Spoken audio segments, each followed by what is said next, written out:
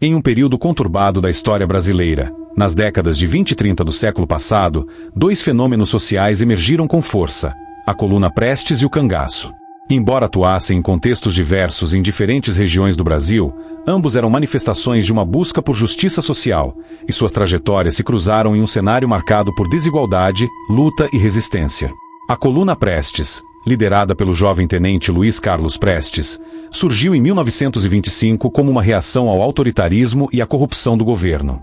Composta por um grupo de militares e civis idealistas, a coluna percorreu mais de 25 mil quilômetros, atravessando diversas regiões do Brasil e se firmando como um símbolo da luta contra a opressão. Com um discurso que clamava por reforma agrária, justiça social e direitos dos trabalhadores, Prestes e seus companheiros buscavam mobilizar a população em torno de seus ideais, enfrentando uma brutal repressão do governo. Em sua jornada, a coluna se deparou com as realidades regionais, onde camponeses e trabalhadores eram frequentemente explorados e marginalizados.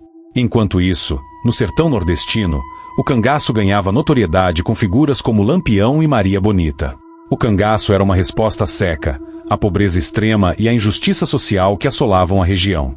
Lampião, por exemplo, não era apenas um bandido. Ele se tornará uma espécie de Robin Hood, desafiando os poderosos coronéis e os latifundiários que exploravam a população mais vulnerável. Os cangaceiros, com suas vestimentas características e sua coragem indomável, representavam a luta do povo sertanejo por dignidade e liberdade. Embora suas ações muitas vezes fossem violentas, muitos viam neles uma esperança em meio ao desespero, um símbolo de resistência contra um sistema que os oprimia. O encontro entre a Coluna Prestes e os cangaceiros não foi um evento casual. Durante a trajetória da coluna, em 1926, personagens como Prestes se depararam com grupos de cangaceiros em sua caminhada pelo sertão. O contato foi marcado por um misto de curiosidade e desconfiança. Ambos os lados, embora com ideais semelhantes no que tange à luta por justiça social, possuíam visões de mundo e estratégias diferentes. Os seguidores de Prestes eram, em sua maioria, militantes políticos que acreditavam na reforma através de um movimento organizado e militar, enquanto os cangaceiros lutavam de maneira mais subjetiva e espontânea, utilizando a força bruta como meio de resistência. Um episódio emblemático ocorreu em um acampamento onde a Coluna Prestes se refugiava. Os cangaceiros, liderados por um dos principais comandantes da região, aproximaram-se com cautela. A conversa inicial foi tensa, mas logo os líderes perceberam que compartilhavam um inimigo comum: a opressão dos poderosos. O clima de desconfiança foi se dissipando à medida que as histórias de sofrimento e luta eram contadas. Os cangaceiros relataram suas batalhas contra os coronéis, enquanto os integrantes da coluna expunham suas aspirações por um Brasil mais justo. Apesar das diferenças, o diálogo entre os dois grupos se transformou em uma troca produtiva de ideias. Os cangaceiros, com seu conhecimento da terra e das práticas de guerrilha, e os membros da coluna, com sua visão política e organização, encontraram uma intersecção interessante. Eles discutiram estratégias de resistência e formas de mobilizar as massas, percebendo que, juntos, poderiam potencializar suas lutas individuais. Entretanto, a colaboração não se concretizou plenamente. A repressão estatal se intensificou, e tanto a Coluna Prestes quanto os cangaceiros enfrentaram o mesmo aparato militar. A brutalidade do governo se abateu sobre eles, e o sonho de uma aliança mais forte se esfarelou diante da realidade da perseguição. A Coluna Prestes acabou se dissolvendo em 1930, enquanto o cangaço continuou a resistir por mais alguns anos, até que, em 1940, as forças policiais conseguiram desmantelar a maioria dos grupos. O encontro entre a Coluna Prestes e os cangaceiros, embora fugaz, deixou marcas profundas na memória coletiva do Brasil. Representou um momento em que diferentes formas de resistência se reconheceram e se respeitaram, mesmo que por um breve instante.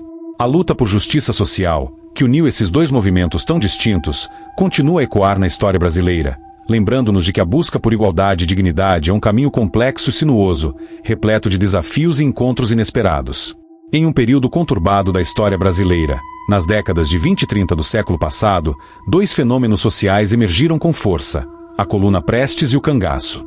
Embora atuassem em contextos diversos em diferentes regiões do Brasil, ambos eram manifestações de uma busca por justiça social, e suas trajetórias se cruzaram em um cenário marcado por desigualdade, luta e resistência. A Coluna Prestes, liderada pelo jovem tenente Luiz Carlos Prestes, surgiu em 1925 como uma reação ao autoritarismo e à corrupção do governo. Composta por um grupo de militares e civis idealistas, A coluna percorreu mais de 25 mil quilômetros, atravessando diversas regiões do Brasil e se firmando como um símbolo da luta contra a opressão. Com um discurso que clamava por reforma agrária, justiça social e direitos dos trabalhadores, Prestes e seus companheiros buscavam mobilizar a população em torno de seus ideais, enfrentando uma brutal repressão do governo. Durante essa jornada, a coluna se deparou com as realidades regionais, onde camponeses e trabalhadores eram frequentemente explorados e marginalizados. A brutalidade do Estado, manifestada em ações repressivas, fez com que muitos se unissem à causa da coluna, que se tornou um símbolo de esperança e resistência em um Brasil em crise. Enquanto isso, no sertão nordestino, o cangaço ganhava notoriedade com figuras como Lampião e Maria Bonita. O cangaço era uma resposta seca, à pobreza extrema e à injustiça social que assolavam a região. Lampião, por exemplo, não era apenas um bandido. Ele se tornará uma espécie de Robin Hood, desafiando os poderosos coronéis e os latifundiários que exploravam a população mais vulnerável. Os cangaceiros, com suas vestimentas características e sua coragem indomável, representavam a luta do povo sertanejo por dignidade e liberdade. Embora suas ações muitas vezes fossem violentas, muitos viam neles uma esperança em meio ao desespero, um símbolo de resistência contra um sistema que os oprimia. O cangaço, portanto, não se limitava a práticas de banditismo, mas incorporava uma luta pela sobrevivência e pela justiça social que reverberava na alma do povo nordestino. O encontro entre a coluna Prestes e os cangaceiros não foi um evento casual. Durante a trajetória da coluna, em 1926, personagens como Prestes se depararam com grupos de cangaceiros em sua caminhada pelo sertão. O contato foi marcado por um misto de curiosidade e desconfiança. Ambos os lados, embora com ideais semelhantes no que tange à luta por justiça social, possuíam visões de mundo e estratégias diferentes. Os seguidores de Prestes eram, em sua maioria, militantes políticos que acreditavam na reforma através de um movimento organizado e militar, enquanto os cangaceiros lutavam de maneira mais subjetiva e espontânea, utilizando a força bruta como meio de resistência. Essa diferença de abordagem refletia não apenas a diversidade das lutas sociais no Brasil, mas também a complexidade das dinâmicas de poder que moldavam a vida política e social do país. Um episódio emblemático ocorreu em um acampamento onde a coluna Prestes se refugiava. Os cangaceiros, liderados por um dos principais comandantes da região, aproximaram-se com cautela. A conversa inicial foi tensa, mas logo os líderes perceberam que compartilhavam um inimigo comum, a opressão dos poderosos. O clima de desconfiança foi se dissipando à medida que as histórias de sofrimento e luta eram contadas. Os cangaceiros relataram suas batalhas contra os coronéis, enquanto os integrantes da coluna expunham suas aspirações por um Brasil mais justo. Esse diálogo, ainda que breve, simbolizava a possibilidade de uma aliança entre diferentes formas de resistência social, unindo o idealismo político da coluna com a luta visceral do cangaço. Apesar das diferenças, o diálogo entre os dois grupos se transformou em uma troca produtiva de ideias. Os cangaceiros, com seu conhecimento da terra e das práticas de guerrilha, e os membros da coluna, com sua visão política e organização, encontraram uma intersecção interessante. Eles discutiram estratégias de resistência e formas de mobilizar as massas, percebendo que, juntos, poderiam potencializar suas lutas individuais. Essa troca de experiências e saberes era fundamental, pois mostrava que a luta por justiça social não se restringia a uma única abordagem, mas era multifacetada e necessitava de colaboração entre os diversos grupos marginalizados. Entretanto, a colaboração não se concretizou plenamente. A repressão estatal se intensificou, e tanto a coluna Prestes quanto os cangaceiros enfrentaram o mesmo aparato militar. A brutalidade do governo se abateu sobre eles, e o sonho de uma aliança mais forte se esfarelou diante da realidade da perseguição. A coluna Prestes acabou se dissolvendo em 1930, enquanto o cangaço continuou a resistir por mais alguns anos, até que, em 1940, as forças policiais conseguiram desmantelar a maioria dos grupos. Essa repressão não apenas dizimou os líderes, mas também desarticulou as esperanças de mudança social que ambos os movimentos representavam. O encontro entre a coluna Prestes e os cangaceiros, embora fugaz, deixou marcas profundas na memória coletiva do Brasil.